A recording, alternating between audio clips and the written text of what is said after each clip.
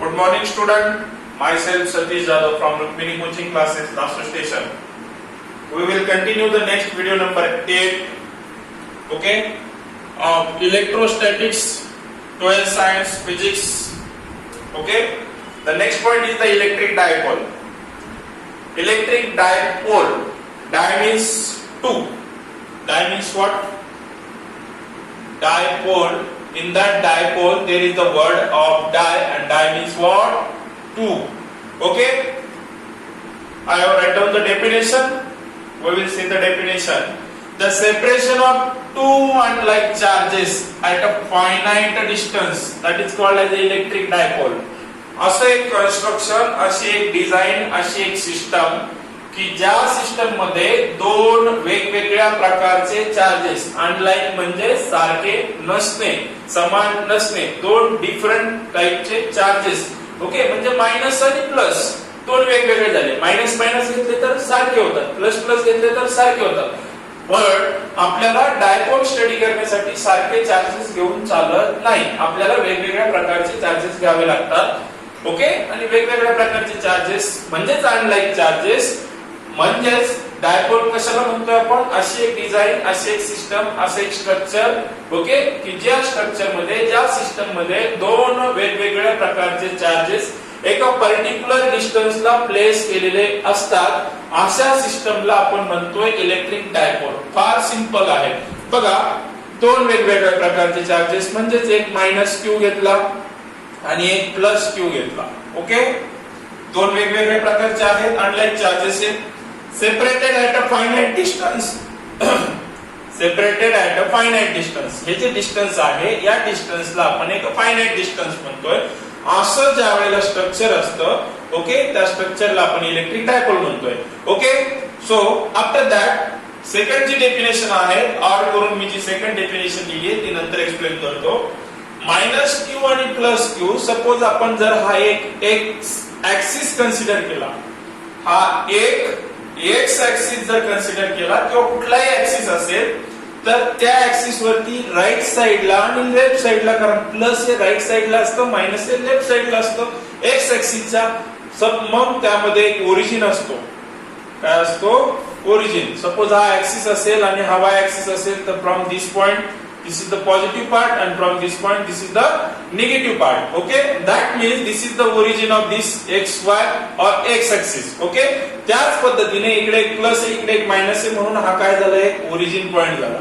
Okay, and from this origin point the distance of minus q is a, and from this origin point the distance of plus q is a. We will consider कुठलाही symbol वापरू शकतात. मी a वापरलाय, तुम्ही l वापरा, x वापरा, काही वापरू शकतात, पण a किंवा l हे स्टँडर्ड आहेत एनसीईआरटी नीट जेईसीईटी पर्पज साठी. सो टोटल डिस्टन्स दोन चार्ज मधलं किती झालं? बाय डिफॉल्ट 2a झालं. Okay, that means the finite distance between this two unlike charges is 2a. Okay, so this is the structure, आणि या स्ट्रक्चरला म्हटले जाते इलेक्ट्रिक डायपोल. ओके, डायपोल आहे, this is the vector quantity, this is the vector quantity, because charges आहे, force आहे, electric field असेल. Okay, आणि next point जो सांगतोय मी, यामध्ये इलेक्ट्रिक डायपोल मोमेंट असतो. कुठला पॉइंट असतो? Dipole moment. This is the most important. Okay, dipole moment कशाला म्हणायचं? Okay, the strength of this electric dipole जो डिफाइन करतो. Okay, strength of electric dipole, strength of electric dipole, या दोन चार्जेसची जी strength define करणारी टर्म्स आहेत, त्या टर्म्सला आपण म्हणतो डायपोल मोमेंट. म्हणजे ह्या दोन्ही चार्जेस मुळे तयार झालेल्या स्ट्रक्चरला आपण डायपोल म्हटलं, म्हणजेच इलेक्ट्रिक डायपोल म्हटलं. आणि त्या इलेक्ट्रिक डायपोलची जी स्ट्रेंथ डिफाइन होणार आहे, त्या फिजिकल क्वांटिटीला आपण म्हणतो dipole moment. Okay, so in that electric dipole moment, strength of electric dipole moment, there is the formula P is equal to Q into 2A. This is the formula according to the second definition I have right here. Electric dipole is the product of magnitude of charge and the distance between two unlike charges. It is the electric dipole moment is the electric dipole is the product. Okay, product कुठला असेल, dot असेल, cross असेल, शक्यतो cross असतो, शक्यतो म्हणजे असतोच. Okay, Q into 2a. Q is the magnitude of charge. Magnitude मध्ये प्लस प्लस असतं, मायनस पण प्लस होत असतं. Okay, and distance between this two unlike charges, दोन अनलाइक चार्जेस मध्ये डिस्टन्स किती आलं, 2a. म्हणून Q into 2a. या फॉर्म्युल्यावरनं ही डेफिनेशन आहे किंवा या डेफिनेशन वरनं हा फॉर्म्युला आहे, लक्षात ठेवायचा आहे. Q into 2a. That is the most important formula of this electric dipole moment और electric dipole. Okay, so this is the concept. In this electric dipole, the electric field lines is going from minus to plus. Okay, electric field going from minus Q to the plus Q. Okay, net total charge जो असतो यांच्यामध्ये, okay, किती असेल, minus Q plus Q, that is the equal to 0. एक चार्जची value minus Q आहे, दुसऱ्या चार्जची value plus Q आहे, तर बाय डिफॉल्ट येणारी व्हॅल्यू किती असेल, 0 असेल. That is the value of total charge. But the total electric field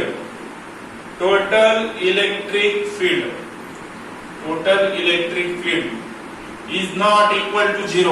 Remember these 2 points for the NEET, JEE and CET purpose.